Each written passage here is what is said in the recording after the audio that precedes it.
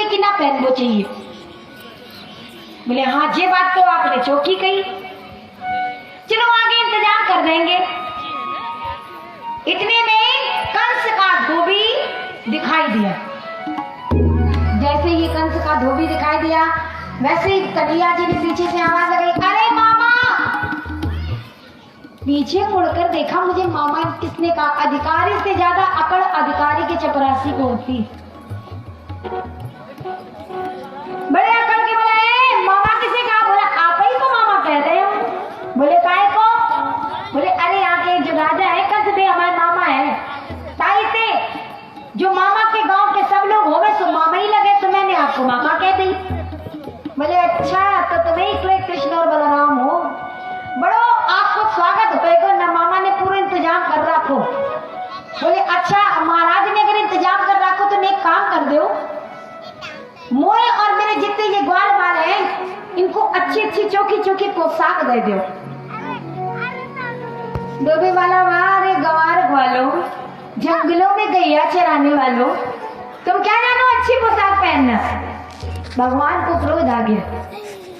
जैसे ही क्रोध आया, एक चाटा जड़ा धोबी को और उसका सर कट गया। सब देखकर हैरान, और इधर जितने भी पोशाक की पोटली से कोई इधर कोई उधर, सबने बांट ली, और जो बाकी बची में राहगीरन का दर्शक गणन को बांट दिया। अब महाराज कंस तो मोटे लंबे चौड़े, और ग्वाला जब पहन के चले तो लगे जैसे हैंगर में कपड़ा लटकता। बोले लाला थोड़ी फिटिंग सही ना है, फिटिंग सही ना है, देखो कैसे इनमें तो हम और भिखमंगा लग रहे। बोले देखो हमारी परेशानी ना है, मैंने तो आपको पोटली दे दी और आपने अपने आप ही सब बटोर बटोर के लाए, तो मैं कहा जानू। बोले लाला देख तो हम चल रहे और हमारे साथ में पीछे आईवे वाले के लिए हमारे कपड़ा सड़क साफ कर रहे। भगवान बोले तो ठीक है, इंतजाम आपको भी कर देंगे। जैसे ही आगे बढ़े तो सब ये देख रहा था दर्जी कि क्या भी हाल किया, पहले से हाथ जोड़ के आ गया प्रभु। बोले आप कौन? बोले हम दर्जी हैं।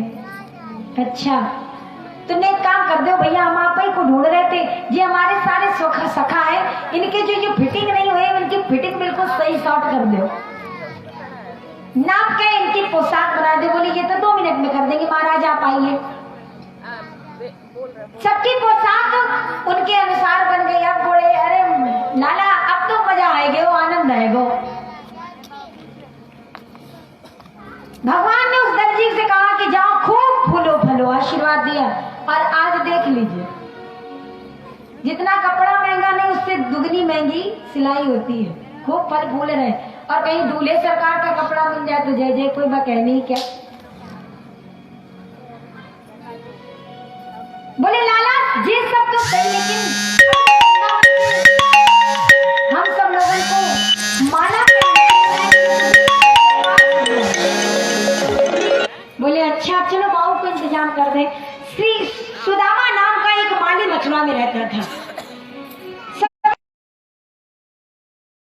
और एक बड़ी सुंदर सी माला भगवान श्री कृष्ण को पहना दी। बोले अब कोई कमी? बोले बस नाम लाला नेक सी कमी रह गई। अब का कमी रह गई? बोले कमी इतनी है कि वृंदावन के वासी हम सब और ब्रजवासियों के मत्थे पर अगर चंदन ना लगो, थापा तो हुआ चंदन ना हो तो फिर आनंद ना हो। इतने में ही 3 जगह से खोबड़ी एक कुब्जा दिखाई दी जो सामने से आ रही, और बाकी हाथ में चंदन को पात्र। जैसे ही देखो वैसे भगवान ने पीछे से आवाज दी, अरे सुंदरी। अब माने पहली बार अपने लिए संबोधन सुनो सुंदरी के नाम को। तो बोली महाराज हमें बुलाए रहे का? बोले हाँ हम आप ही को बुलाए रहे। आई दौड़ी दौड़ी, महाराज बताइए क्या करो। बोले पहले अपनो परिचय दो कि आप हो कौन। बोली मैं कंस के दरबार में चंदन लगाए हुए को काम करती, मेरा नाम है सैरंध्री। बोले अच्छा अगर आप वहां चंदन लगाती हम उनके भांजे हैं तो ऐसा करो मेरे और मेरे सखा लोगन के भी लगाए दो चंदन।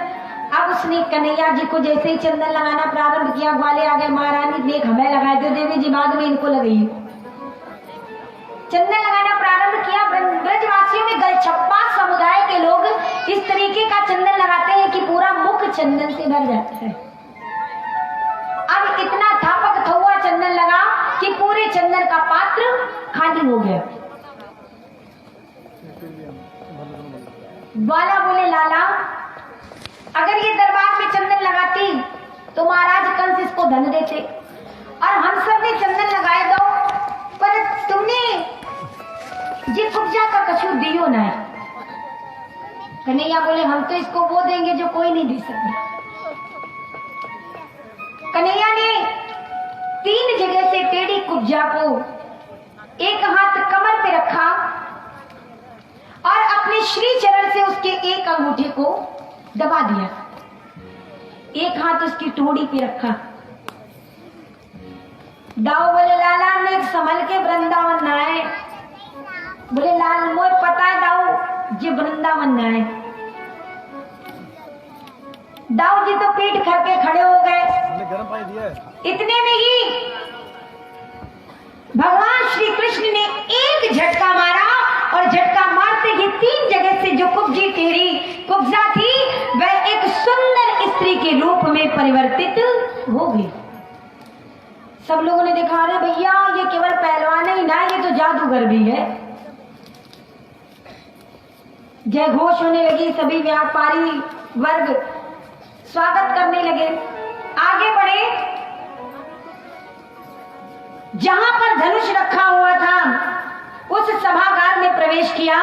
वह दिव्य धनुष जो परशुराम जी महाराज ने कंस को दिया था। सभागार में पहुंचे। दाऊ से बोले, दाऊ नेक छुएले का। बोले, लाला मामा को धनुष छुएले। और जैसे छुएबे के लिए आगे बढ़े वैसे सभागार में नेक से छोरा, जानते हो का जी? कन्हैया दाऊ से बोले, लाला दादा खा करे। बोले, कछु ना है, तू जा छुएले। वैसे ही जैसे ही आज्ञा मिली, बाएं हाथ से धनुष को पकड़ा, दाहिने हाथ से जैसे ही प्रत्यंचा चढ़ाई, धनुष 2 भागों में विभाजित हो गया। जैसे ही धनुष 2 भागों में विभाजित हुआ, इतनी तेजी आवाज हुई कि कंस अपने सिंहासन से गिरते गिरते बचा। जितने सैनिक, जितने रक्षक खड़े थे, वे सभी भगवान से युद्ध करने के लिए आगे बढ़े। दाऊ ने बोले, लाला ने कहा तो धनुष मोए दे, मैं अब इनको ठिकाने लगाए दूं। सब घायल होकर कंस के पास पहुंचे। प्रभु, आपके भांजे ने धनुष का भाजन कर दिया, विभाजित हो गया धनुष। जैसे ही सुना कंस ने, अब तो उसके आधे प्राण निकल गए, क्योंकि उसे याद आया कि परशुराम जी महाराज ने जिस समय उसको यह धनुष दिया था तो ये कहा था कि इस धनुष को कोई तोड़ नहीं सकता, और कंस जिसने इस धनुष को तोड़ दिया फिर वह तुझे छोड़ नहीं सकता। समझ गया, मेरा काल आ गया है। अब तो अगर दाल खाए तो जीरे में कृष्ण दिखाई दे। हर काली चीज में कृष्ण। कोई बात करे तो उसकी पुतलियों में कृष्ण नाचता नजर आए। और इधर भगवान अपने दाऊ के साथ में आकर पिताजी के साथ आराम करने लगे, और कंस की तो नींद उड़ गई। ऐसी नींद उड़ी कि उसे ऐसा स्वप्न दिखाई देने लगे कि सम्मुख खड़ा। भगवान ने उस कुबलिया पेड़ हाथी के महावत से कहा, ए महावत, इस हाथी को हटा, मुझे अंदर प्रवेश करना है। महावत ने नहीं सुनी। बोले, सुनता क्यों नहीं है, इसको आगे हट से हटा, नहीं तो एक चाटे में ही तुझे मैं यमलोक पहुंचा दूंगा। महावत को बड़ा क्रोध आया। मदान हाथी पर एक बार किया और वह भगवान की ओर दौड़ पड़ा। जैसे ही वह दौड़ा, भगवान ने उसकी सूंड पर चढ़कर उसके दोनों दांत उखाड़ दिए, और उसी दांतों से उसको रक्त रंजित करके वहीं समाप्त कर दिया। महावत का भी अंत किया। अब रक्त रंजित दोनों दांत दोनों भैया लिए एक ही साथ में जैसे ही सभागार में प्रवेश किया, वैसे ही जाकी रही भावना जैसी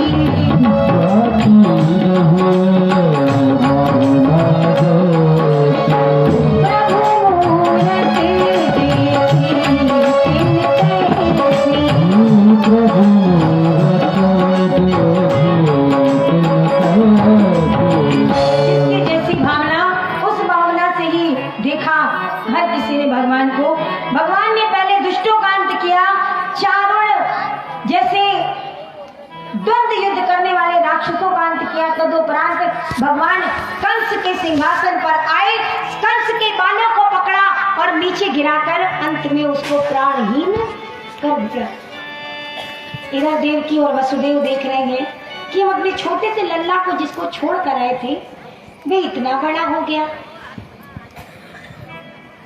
लेकिन आज ये इतना बलवान क्यों? क्योंकि ये भगवान का स्वरूप है। प्रणाम करने लगे। भगवान ने सोचा ये हमारे माता पिता होकर मुझे प्रणाम कर रहे हैं, ऐसी माया फेरी कहने लगे मैया अब मुझे अपनी सेवा का मौका दीजिए।